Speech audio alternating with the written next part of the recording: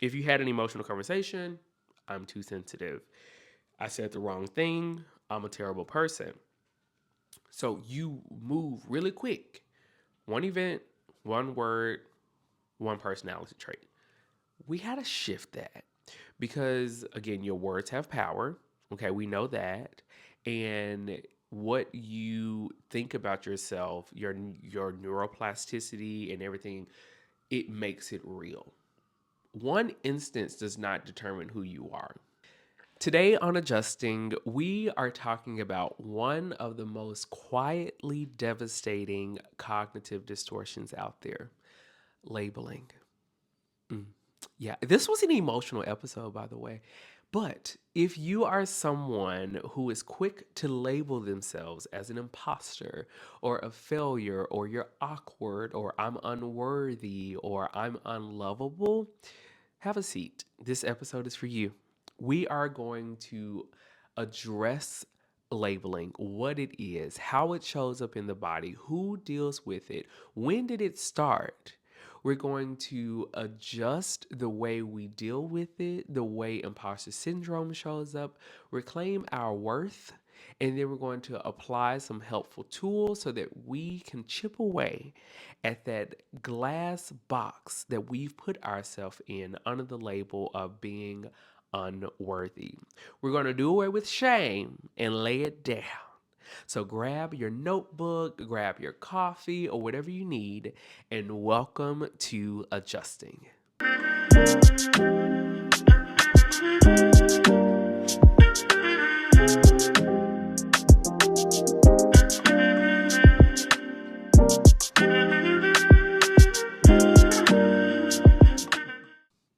And we're back with another episode of Adjusting Podcast with your host, Justin G. Nelson.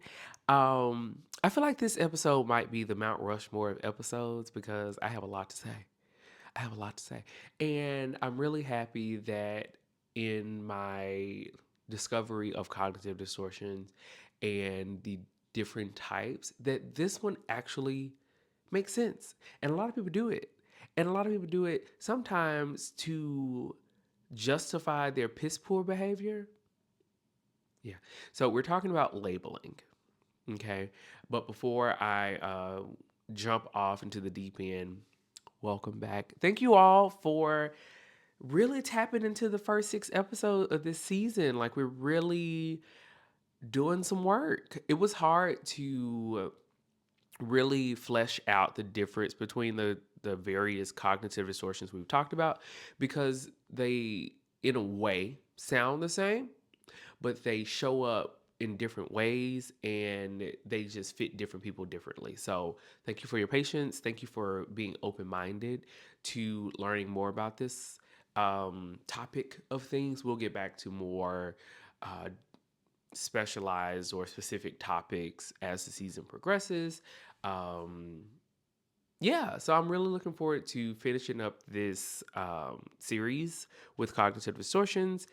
But before we get any further, thanks to TJ with TJ podcast. Really support him and what he's doing there. I think he has like 2 other podcasts that are about to come out. I don't know how he's doing it. I can barely do this one. And then be sure to follow me on Substack as well. Pacific Cup Studio is really growing. I don't know if you saw in like the intro video, the little water, then the lung. That's my company. So I'm really trying to grow and put more attention there. The website is made. I just need to wait to launch it because I have to get some more other things in line. But other than that, thank you all. Thank you. And to Diana, thank you. She sent me a donation. I was here like, it was like my first Cash App thing I got for my podcast. Listen, if you are blessed, you can send your tithes and offerings. I'll use it because this is expensive. I was doing my budget and it was just like, what is all this like Wix and Riverside and Claude and all these things? Like, what are all these things you're using? I was just like, as a business owner, I have to use a lot of stuff. Okay. And when it comes to doing my clips and things, I have to use Riverside for that. when it comes to making captions and figuring out scheduling and like how to make things flow. I use my Claude for that. It's a lot. So thank you for the donation. So if you are new here, we do a grounding breathing exercise just to calm our nerves and to center us for the episode, to open our heart chakras and our throat chakra in order for us to receive and be able to speak our truth. You know, we're all about speaking our truth. But if you're driving, focus on the road. And some of y'all do be driving and listening. So I'm wondering, like, do y'all be skipping the breathing part?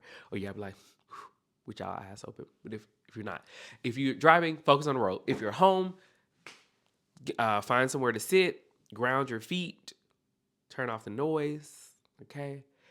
Close your eyes, plant your feet flat on the ground, and really just breathe through your knees, relax your shins, relax your thighs, relax your hips, your stomach, move up, relax your heart, your chest, your shoulders, your neck, your chin, your face. Relax your nose, relax your forehead, close your eyes. And we're going to breathe in for 4, hold for 7, and release for 8. Okay? So breathe in, 2, 3, 4, hold it, 1, 2, 3, 4, 5, 6, 7, out, 1, 2, 3, 4, 5, 6, 7, 8. Let it all out. Okay. And the next one, we're just going to take a deep breath in and a deep breath out just to get anything else that's stored in there out. Okay. So breathe in and out. All right. So let's get into this episode. All right. So today, again, we're talking about the cognitive distortion of labeling. Simply put, you make whatever catastrophic thing that has happened your persona. Thank you for listening. Goodbye. I'm joking. But labeling is when you take a single event, behavior, or feeling and use it as the basis of your personality. So if you had an audition and you didn't get it, you quickly label yourself as an untalented artist. Okay. If you went to a job interview and you didn't get it, you label yourself as an unprofessional person and you'll forever be broke. All right. If you had an emotional conversation, I'm too sensitive. I said the wrong thing. I'm a terrible person. So you move really quick. One event, one word, one personality trait. We had to shift that because, again, your words have power. Okay, we know that. And what you think about yourself, your neuroplasticity and everything, it makes it real. One instance does not determine who you are. And we do this to other people too. This is where I was wanting to jump straight to. They forgot to text me back. They are selfish. They disagree with me. She's toxic. Labeling, okay. Write this down. Write this down. Labeling collapses complexity into a single story. Justin, what do you mean? Gone are the days. Gone are the days of healthy conversations. Also, people make their negative, piss poor behavior their personality trait and they label themselves as, or they say the cliche phrase of that's just who I am. No, no. That's just who you want me to think of you as.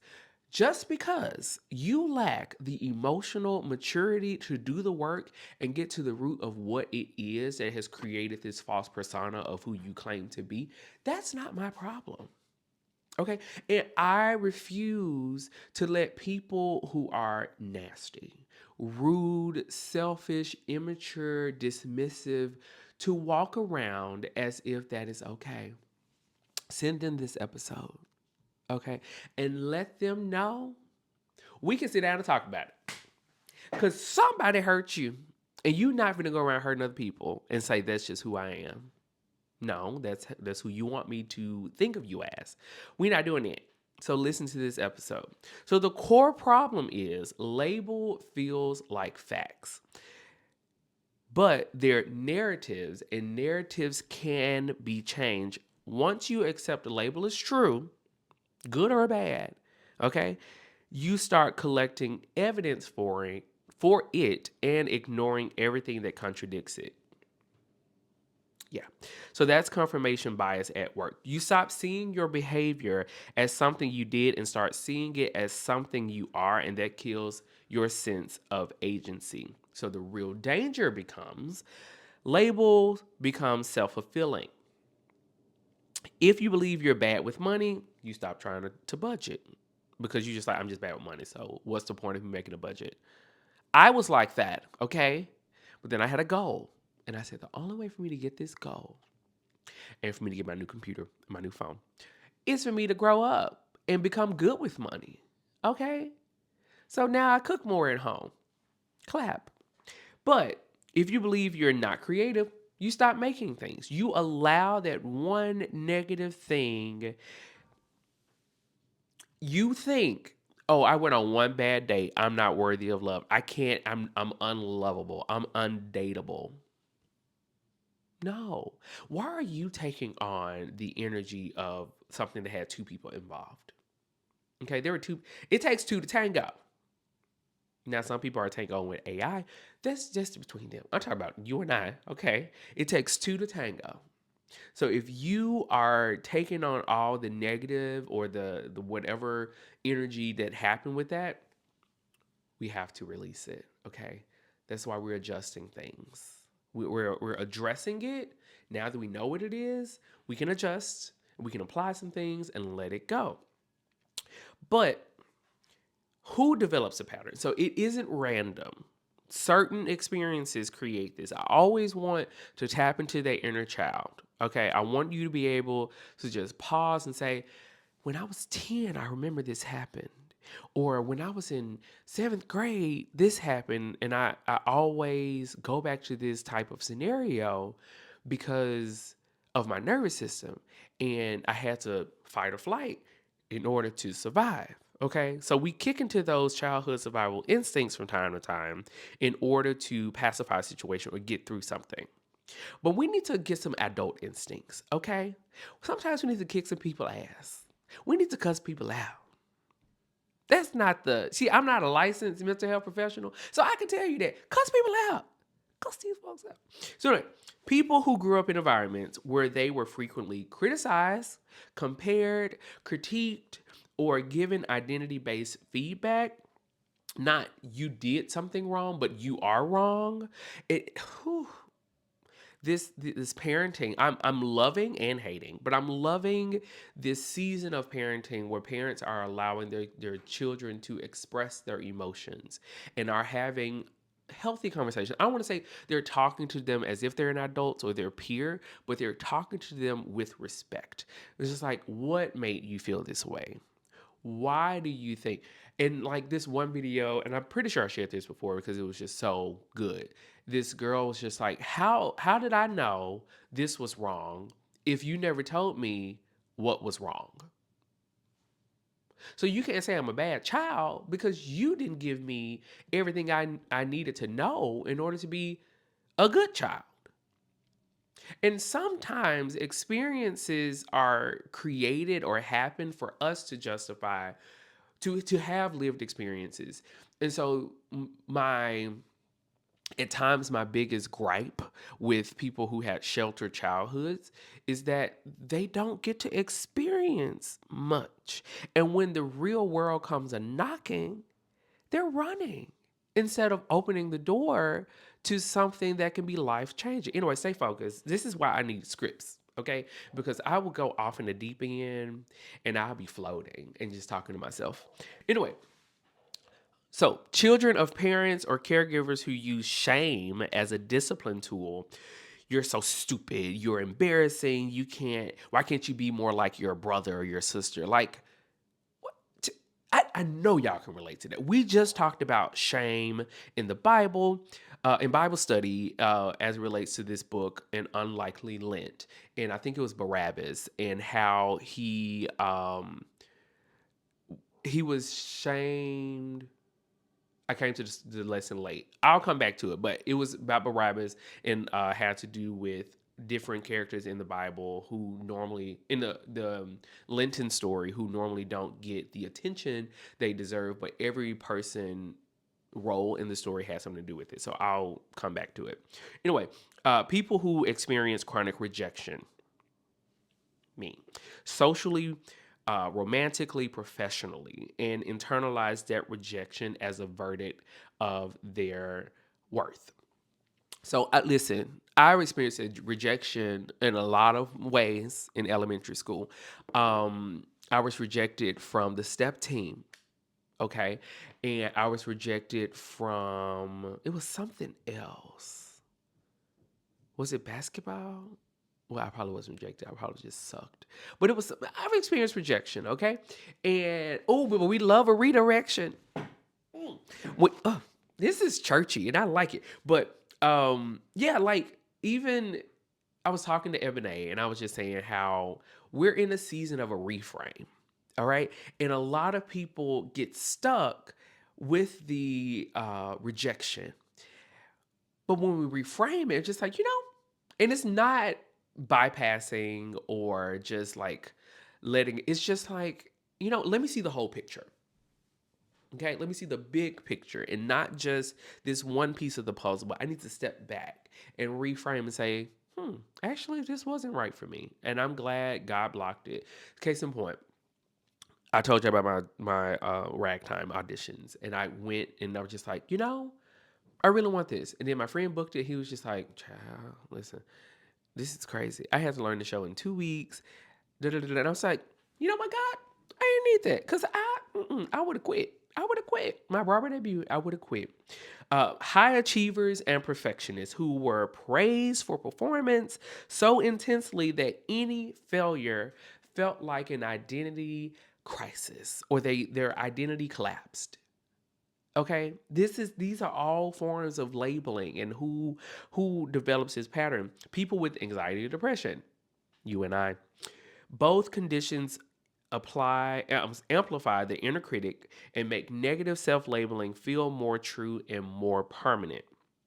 Anyone who grew up being defined by a role in their family system. This is for my adults, the caregivers, the people who had to take on parenting roles at the age of 12 and 13, who were robbed of a childhood because they had to step up and do things. They could have had a two-parent household, but somebody probably strung out on drugs. Okay, somebody probably a prostitute. And they knew it was wrong and they wanted better for their siblings. So they had to step up and do things. They had to work. Okay. They had to help with the homework while they were doing their own homework. All right. So the responsible one, the problem child, the sensitive one, they never got to exist beyond that box because of labeling. They were put in this label, in this section, okay, and told, well, you're the perfect one, so you can only be perfect. You know how exhausting that is to live up to someone else's expectation as a child? So, when and how does this show up? The pattern across your life in relationships. A disagreement happens and you just think the conversation went badly. You decide you're bad at relationships. I'm a horrible partner. No. One moment becomes a mirror you can't look away from. In creative work, you get a rejection, a piece of a critical feedback. You don't get the engagement you thought you were going to get. You compare your work to someone. Just the other day, y'all, listen, I do graphic design. I don't call myself a graphic designer. I've been doing this for 6 years and I don't call myself a graphic designer. Imposter syndrome. The other day, I was working on the graphic for my church's Good Friday service. One of the hardest flyers to make in my head because you have to fit all these headshots and the name and the church or what scripture passage you're doing. Your pastor's photo has to go on there. It's just a lot. And I'm just like, I hate making these. It doesn't help that I have to go find all the images. Okay. I have to find all the images, set everything up, and I give myself a tight window to work. This is me being a perfectionist. And I will use Claude AI to say, hey, how does this look? Just because it can give me an overall summary. It's like the spacing is great, the color palette is good, the font is good, the images are clear, blah, blah, blah. And I said, you know what? Thank you. Thank you for giving me this positive feedback and helping me overcome my imposter syndrome with creating these graphics. You know what Claude said? You have no reason to be an imposter. What you created with little to no help and no support is something professionals wish they could do. Claude, thank you so much. Like I needed that. But back to this. When you're creative and you compare your work to someone else's and immediately pivot from this piece needs work to I'm not a real artist, the work becomes a verdict on you.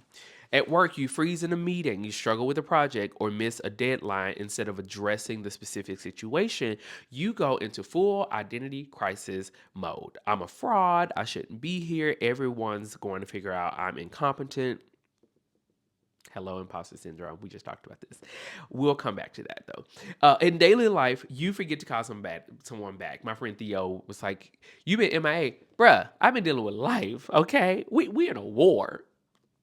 I didn't ask for this. When my mother birthed me, I don't think she checked on my birth certificate. Must live through war. What is this?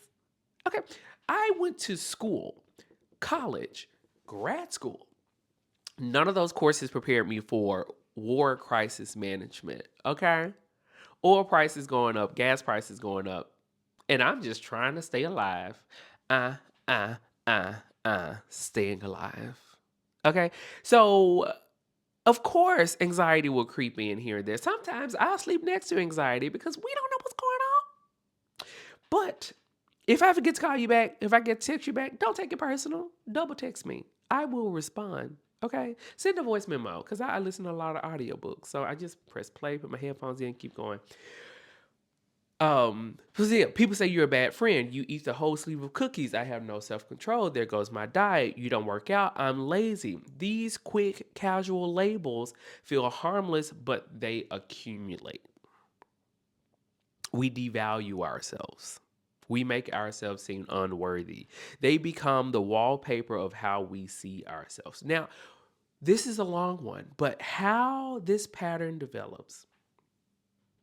Okay, so we're talking about the neurospicy and the trauma connection. Okay, when children experience repeated identity based criticism, the brain begins to encode these labels as true, not because they are, but because the brain is pattern seeking and authority responsive. A parent says you're so dramatic enough times, and your developing brain files it under facts about me. So, parents, teachers, faith leaders, bosses, watch how you talk to people, okay? Because you don't know how sensitive these folks' brains are. They listen to you, just like, you so stupid. Am I stupid? Am I dumb? Psychologically speaking, this is called introjection. Introjection. You take externalized judgments and make them internal ones. The voice of whoever criticizes you becomes your inner critic. Okay? Childhood trauma, your amygdala, the brain's threat detector, thank you, gets wired to treat identity threats the same as physical threats. So, like more specific origins, criticism heavy homes, conditional love, not unconditional, but conditional love, bullying and social rejection, parentification and role locking. So, being frozen into a role of the strong one or of the difficult one teaches you that identity is fixed, a lesson you then apply to yourself in adulthood. Oh, then the last one is gaslighting. Okay. If your perceptions and feelings were consistently dismissed, you may have learned that your internal experience is wrong or exaggerated and started labeling yourself as too sensitive or dramatic as a way of preempting others' criticism. So now let's talk about something in my eye. Hold on. I got it. Okay, so now let's talk about adjusting and why shifting this matters. I'm holding your hand. If you're listening, I'm holding your hand, okay? So labels don't just affect how you feel, they affect what you do. Labeling yourself as something negative puts up this wall, puts up this force field, this trauma-based, anxiety-based, negative electrical magnetic field that separates you from your dreams, your heart's desires, the things you really want in life. It's like living in a glass box, okay? This glass box is you saying this is what I am, and outside is saying this is all that I could be. Break that box. Chip away at the box, okay? We're going to start chipping away at the box. When you've labeled yourself as not creative, you stop creating. When you've labeled yourself as bad at relationships, you stop investing in them. The label becomes the reason you gave up. Labels keep you stuck in a static identity when you are automatically a dynamic and growing human. Okay? The gray area.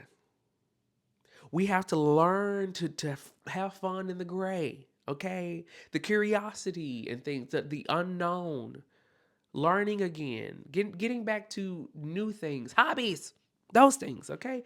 Neuroscience has shown us that the brain is neuroplastic. It changes. Who you were then is not who you are now. The way you thought about things then should change by now as an adult, and you should look at them differently. This is why I have a gripe with tradition. Okay, tradition works as a foundational basis for things. Tradition should not be the way things are still going and operating because we've changed. Times have changed. Tradition served its purpose, you know? Now when it comes to food, you know, hey, we can make some of the things a little more healthier. A lot of the foods that we our ancestors and our great grandparents grew up on in a way were survival foods. They weren't looking at macronutrients or cognizant of sodium levels, protein intake, fiber, potassium, those things. They were just trying to freaking live. Okay, but once we learn and grow, I'm getting back to the episode. But once we learn and grow with the neuroplasticity and the knowledge we take in, we should change. We should shift. Okay. Your brain changes, it rewires, it learns. Labels are the antithesis, thank you, of that. They're you telling your brain, don't bother. This is just who I am. And I really want those people who have these negative personalities, the narcissist or the you can't tell me anything or this is just how I am because blah blah blah. I really want y'all to heal.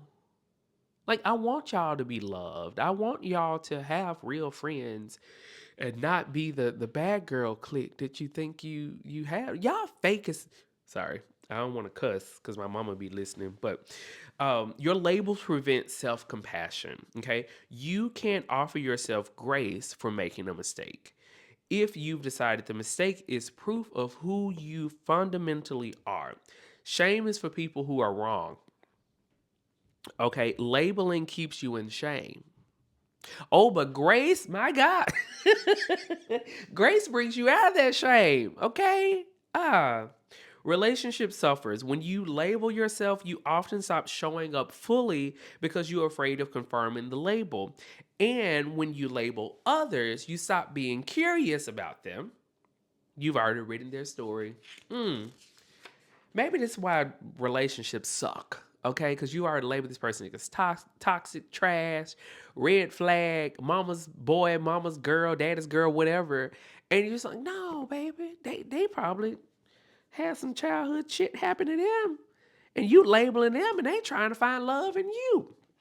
But let's talk about imposter syndrome again, because I'm very vulnerable with it. I talked to my therapist about it because this is huge, especially for creatives and people in professional spaces. Imposter syndrome is essentially labeling with a veneer of success on top. Okay, you've achieved something, that's the truth, whatever. But underneath, you still got the label, I'm a fraud. I don't really belong here. It's only a matter of time before they figure it out. The label, I'm a fraud, is so sticky because it explains away every success. I got lucky and confirms every failure. See, I I knew it. It is confirmation bias in a blazer with a little lapel pin and a tie and a nice cologne. Imposter syndrome is especially common in people who were high achievers in environments where they felt like outsiders, first generation professionals, creatives who didn't fit the mold. And for me personally, I always felt like an imposter when it came to podcasting or graphic design or food content, because in my head, because I didn't go to school for this, then I am not authentic in this. However, okay, a lot of y'all didn't go to school to be parents. A lot of y'all didn't go to school to do other things, but your experience is just as important and significant as what you learn in the classroom. And I have to give myself grace with that. I have one, two, three, four, 7 certifications in social media marketing, and I still feel like an imposter sometimes because I didn't go to school for marketing and I don't have a degree for. I have 7 certificates, and I have I have the Google one, I have HubSpot, I have Pinterest, I have LinkedIn, I have Facebook. I'm working on AI. I have 2 from Canva, so that's 7. And I still feel like an imposter sometimes. But the external success never quite updated the internal label. The shift is competence is not the same as certainty. Everyone in rooms that feel intimidating to you is actually figuring it out as they go as well. This whole new AI thing, a lot of people have the confidence, okay? They have the delusion that they know it all. Ain't no way in hell these people know all the stuff about AI. And it just came out. I say just. Things like Claude Skills or Claude Shift or whatever it's called. Um, in my head, it just came out 3 weeks ago. People already got workshops and masterclass. No, they have time. Okay, they have time to sit there and create things to share, to make money off of, when you can actually just go and take the course. It's free. Someone take it with me. Take the Claude AI course with me. Okay, it's free. But knowing your worth, okay, this is how we're going to adjust to this label. Knowing your worth. My God.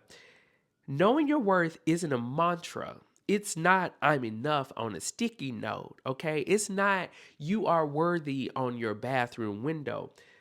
I do love a sticky note though, but it's a practice of consistently refusing to let one moment, one opinion, one failure to define the totality of who you are. Reclaiming my time, reclaiming my time. So the trauma piece, if you grew up in an environment where your worth was conditional on your performance or your compliance, your ability to manage others' emotions, then your sense of self was never allowed to be stable. I'm sorry. But knowing your worth as an adult means building stability from scratch.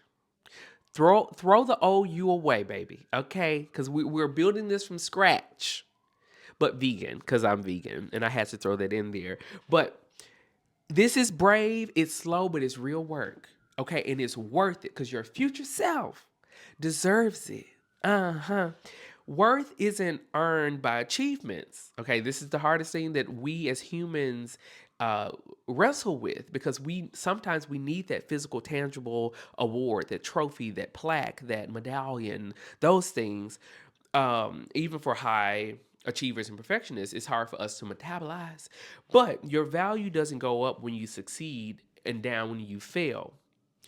You're not the stock market. Have you seen that thing lately? Okay. Labels that tie your identity to your output are a form of self abandonment. So, again, childhood trauma, the labels you're carrying right now, the ones that feel most true, most shameful, most permanent, where did they come from? I'm willing to bet some of the people who put these labels on you are dead. They're dead. You're dead. You're dead. You are carrying their ghost with you in the present. Ashes to ashes. Let them folks go. No. 9 times out of 10, they came from someone else, a parent, a teacher, a sibling, a partner who said something in a moment that you turned into a life sentence. Your inner critic speaks in the voice of whoever hurt you. So when you catch yourself labeling, get curious, whose voice is that? Because it's not mine. I know my worth, okay? Did I decide this, or did someone else tell me this when I was too young to know it wasn't true? The healing isn't about positive thinking. It's about reparenting. It's about rewiring that neuroplasticity, okay? Going back to that younger version of yourself, taking yourself on an artist date. Well, if you do the artist way, taking yourself on an inner child date, okay? And taking yourself back to the version of yourself who got handed the label and saying, that wasn't true. That was more about them than you. You were never what they said you were. That's the start of it. That is how we start reparenting and rewiring who we are. In therapy, okay? Therapy has modalities like um, something called IFS, internal family system, or EMDR. I think this, I don't do that. I do cognitive behavioral therapy, but somatic work also works.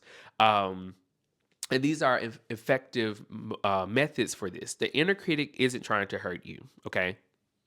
I'm an actor, so I'm always talking about critics. But it was originally trying to protect you, but it needs to be updated. Not silenced, updated. iOS U. Let me write that down. I like that. Anyway, so section 3, applying. So how can we build tools, our toolbox, to make this shift? Or what can you shift? I'm working on these notebooks, y'all, so we can make notes together. But again, go to Substack because we're finna dive in.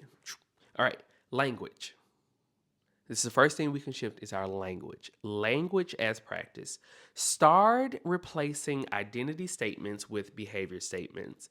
Not I'm so disorganized, but I struggled to stay on top of my schedule this week. Okay, we're still addressing the negative with like I struggle, but you're not disorganized. Okay, you're human, and things change. We have to shift. Okay, not I'm terrible at confrontation, but I found that conversation kind of hard. All right, I wasn't able to speak my mind because they brought something else, and I was like, oh shit, I'm quick on my feet when it comes to conversations because it's just how my brain is wired. My Libra moon, I can think about everything at one time, but I didn't say you could. All right, but this is not toxic positivity. All right, it's accurate language. It's being human, and accurate language leaves room for change. Second thing, separate the action from the actor. You can think about something as a bad idea without being a bad person. Okay? You can have something you can have done something wrong without being wrong. Shame shuts people down. Guilt can motivate repair, labels create shame, okay? But specific feedback creates growth. Interrupt the label loop. Cut it off, all right? When you hear the label forming, I'm such a haha, say no, that's a label. It's not a fact. It's not true. No. You don't have to replace it with something positive, okay? Just name it as a story, not as a truth. That's the first interruption. And then practice some self-compassion. So, across the things, for my people in relationships, when conflict happens, resist the pull to make a character verdict on yourself or on the other person. That conversation didn't go well is workable. I'm terrible at relationships. That's a label, and that's dead end. Practice saying what you need instead of performing the label. If you decided you're too needy, you've already labeled yourself and silenced yourself before the conversation starts. So, what if you asked for what you needed, okay, and let the other person respond to the actual request? Yeah. So, with others, when someone lets you down, hold space for it. Don't just shut down and don't and think take it personal, you know? He was thoughtless in the moment is different from he's a selfish person. Maybe they needed time to figure shit out. Maybe they're not as quick on their feet as you are. People are not their worst moments, and neither are you. So, for my creatives, separate the critique from the creator. Okay? People look at things differently. Some people don't like Timothy Chalamet. He's a great example. He clearly he don't care too much for opera and the ballet. Look how he's being dragged. He was just about to like I don't think he was gonna win at the Oscars, but here we are. And boom. So anyway, feedback on your work, even harsh feedback, is not feedback on you as a person or as an artist. Your work is not you, it's something you made. Okay? And something you made can be made better if it was bad. I know with me, if I see a graphic and I'm just like, oh, I could have did this better, and I see someone else and I'm like, I like how they did that. I like their use of white space. I like how they, use white as a base and not black as a base. There's room for growth. There's also two ways to do everything. When the imposter label shows up, I'm a fraud, I don't belong here. Try this. List 3 things you actually know how to do in your craft. Not 3 reasons you're talented, but 3 concrete skills. Get out of the abstract and into the specific. Okay, at work, when you make a mistake, practice the debrief instead of the verdict. Ask what happened, what can I learn, what would I do differently. That's accountability. Okay, saying I'm incompetent, that's not accountability. Okay, that's shame dressed up as an accountant. Okay, we're not doing that. If imposter syndrome is showing up at work, try this. I'm still learning this instead of I don't belong here. Because systems change, baby. Listen, my merchandise job, every time I look up, we're doing this differently. If y'all change one more thing at this company, I'ma flip it. But they're trying to do better. And I said, well, y'all gotta give us grace as we figure this out with y'all. Because if y'all write me up for something that y'all changed and I haven't learned yet, that ain't my fault. In your daily life, notice the casual labels, the throwaway ones that feel harmless. I'm so bad at this. I'm the worst. Oh, classic me, blah, blah, blah. Those are the slow drips, okay? That they can cause a major catastrophe on down the line. So when it's hard, the discomfort is real, okay? Releasing a label, even a painful one, even one you've carried for so long because that is how other people saw you, but it's never how you saw yourself. The reparenting, it is hard. It is especially to my people that grew up in the church. Everyone who is in on this verge of I don't say dismantling the church, but like really deconstructing Christianity and trying to find their new self in the black church when it's so chaotic at times, and we have people who are pastors that shouldn't be pastors, but they see how much money they can make with being a pastor, and it's just it's hard. It's hard. Give yourself some grace when it comes to that. You're not the sin that happened to you in your childhood. Okay, it happened. You lived through it. You don't have to carry that label anymore. I give you permission to leave the label behind. Throw it away. Throw it away. Yeah. Go slow. You are not going to uninstall 30 years of labeling in a week. Start with one label. Just pick one, okay? Pick the one that's costing you the most right now, though, because we know our worth, okay? And if that label is holding you back, it's keeping you in that box I talked about, Start chipping away at it. Okay. Think of it as like a ice sculpture, and you're trying to the label is the box, but you're trying to create a masterpiece. So start chipping away at every piece of thing that is holding you from creating this masterpiece of your worth, of who you really want to be. Yeah, that should give you some sense of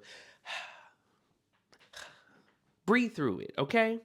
Be patient with the inner critic. It's not your enemy, it was originally your protector. It learned that if you labeled yourself before others could, the rejection would hurt less. That's an act of self-preservation, not malice. Thank it for trying, okay? Hug yourself. I'm getting emotional, but hug yourself and say thank you. Thank you for protecting me all these years and all this time. You've done enough. I got it from here, okay? Woo! Getting emotional. Let me finish this episode before I start crying on here. So here's what I want you to do and leave with today. You are not the worst thing you've ever done. You are not the harshest thing anyone has ever said to you. You are not the label you started whispering to yourself when you were just trying to survive a hard season or a hard childhood or a hard day. Labels are not truths, they are habits. And habits, like identity, can change. The work isn't about becoming someone new. It's about finally getting to be who you actually are underneath all the names you've been called and all the names you've called yourself. So here's one challenge this week. Catch yourself in a label just once and hear the voice say, I am such. And before it lands, ask, whose voice is this? Because it's not mine. Ask yourself, is this actually true? Or is it just a story that got handed to me a long time ago? And then take a deep breath and put it down. Let it go and release it. You don't have to carry it anymore. And if this resonated with you, slide in my DM, let me know, because this is real. And I want you to live your best life. Okay? So until next time, remember you are brave for doing the work. You are reparenting yourself one day at a time. So go take a nap. And until next time, keep adjusting. Bye-bye.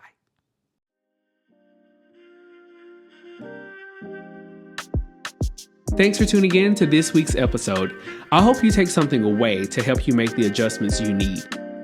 Before you go, please take a quick second to share this with someone you care about. And if you can, please leave a 5-star rating and review on whatever platform you're listening to this on. For more information about adjusting or to inquire about being a guest, head over to adjustingpod.com. Until next time.